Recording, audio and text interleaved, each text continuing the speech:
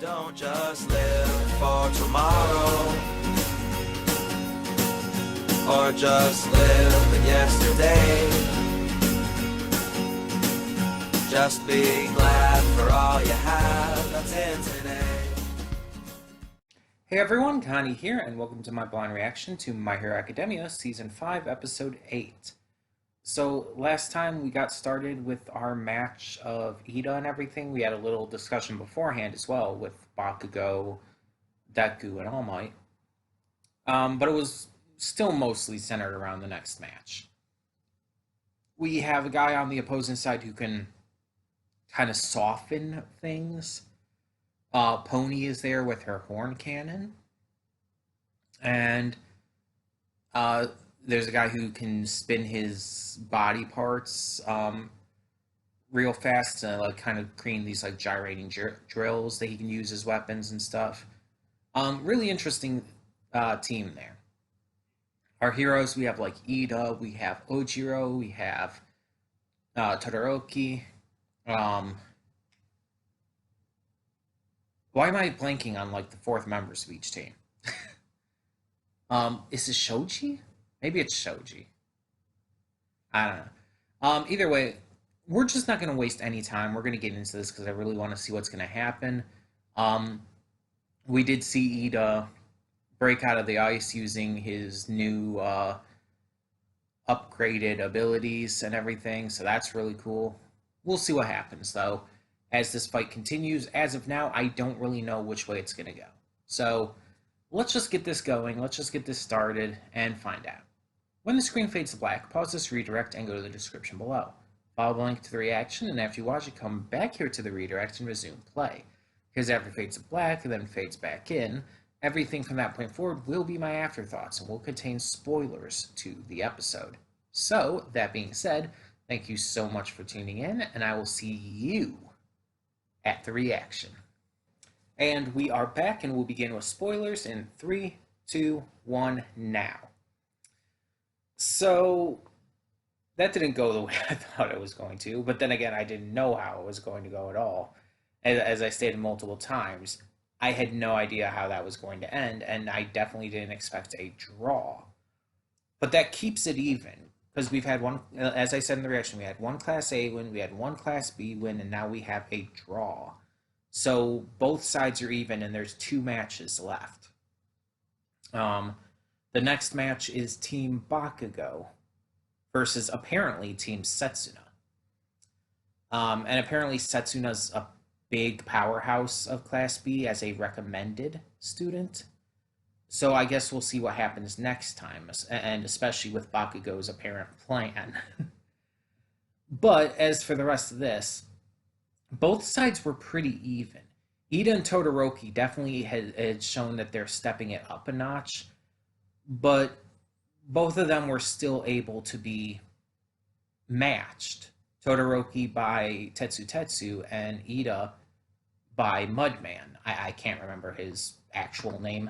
I'll just call him Mudman. I mean, it's a hero name. It still works. So those two were definitely those 2 battles were definitely the most intense of them. But that's not to discount the others at all. Ojiro and taking on Kaibara, I think it is. I think it's very close to just saying Kaiba, and my like childhood Yu-Gi-Oh obsession is kind of jumping back with that. But I think it's Kaibara. Like there's an extra R in there. He and Ojiro had a great but pretty simple fight. And we got to also see Pony take on Shoji. And those 2 fights may not have been as exciting, but the second one, at least, Pony versus Shoji, is what it ended on and what it kind of relied on to get the result that we got.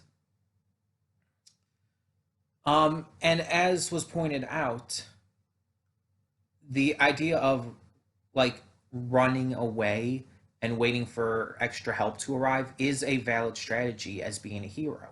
Sometimes you have to acknowledge when you're just not like fit to be able to take on a certain challenge or a certain enemy. And sometimes you need to just do what you can to protect people, which Pony was doing, and to basically wait. So Pony was not in the wrong there for doing what she did. It was not a cowardly act or anything. And it was not like those two were sane, and it was not unsatisfying either. It may not have ended in a like solidified one beat the other way, but it was still a very valid form of heroism on display there. And I think that that makes it satisfying, to me at least. And I'm not even just saying that just because I really like Pony. Um, it's a genuine point that was brought up by Shishida. Um, it just makes sense. Like we even saw at the beginning of this series in season one, when there was the sludge villain that had captured Bakugo and everything. Um, all those heroes were around, but none of them really were equipped to take on a villain like that. They were just trying to do damage control and hold him off and wait for someone who was better equipped to come by. And that's when Dekugo, or wow, I'm shipping without even trying to.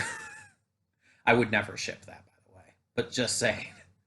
That's when Deku ran forward to save Bakugo, and then All Might ended up helping as well after that, after seeing Deku's bravery and heroism. Um, yeah, it's just what they were doing there was not necessarily non heroic. They couldn't do anything, and if they tried to get involved, it could make things worse. And that's the same kind of situation we had here, although in obviously a much more friendly competitive setting than an actual villain situation. But that kind of thing can very much happen, and we've seen it happen in this series before. So I like that that's being brought back. I like that Horikoshi is showing us that again. And again, Pony did the right thing. She knew she would not be able to get her opponent, Todoroki, who she had in custody at that moment, to the jail in time. But she also knew she couldn't let Shoji get a hold of her teammates. She did the right thing completely. So, yeah, I felt very satisfied in how that match ended. I didn't expect it. I didn't think that was how the match was going to end. Like, even up to the point where she was, like, grabbing them and everything, I thought she was going to fly Todoroki to the jail. But no, that's not where it went, and again, I'm fine with it. Um, it's great to see how much these characters have improved, and not just in Class A, but in Class B too. Tetsu's improvements here, for example, really wonderful to see. Great to see his training with heat and everything has improved his durability. It's just it's just awesome. That's why I was saying multiple times during the reaction that it's like I was cheering for both sides, and I was. I didn't care who won because I liked seeing all these improvements they've made to their quirks, all these different just adjustments they've made to be able to handle things better, or in Ida's case, to be able to run faster and for longer periods of time, and so on and so forth. Um, I think it's a really fantastic just arc, honestly. This arc has been so fantastic for not only giving us like information and depth into some of these characters we've seen before but haven't actually gotten to really know, but it's also doing wonders for characters we did know before and did get to see their quirks and stuff. It's doing both, and it's doing both really well. And the funniest thing is I didn't realize until we saw his face in this episode that Mudman was the creepy skull looking dude. Like we saw him before, like during in the forest when the League of Villains attacked and everything. The group of them attacked and all, Muscular and Mustard and all of them. He was in there for that when they were doing the training with Class B. Um, I did not realize that was him all of last episode. And I didn't realize it until his face was shown in this episode. It's just like I didn't know his name before.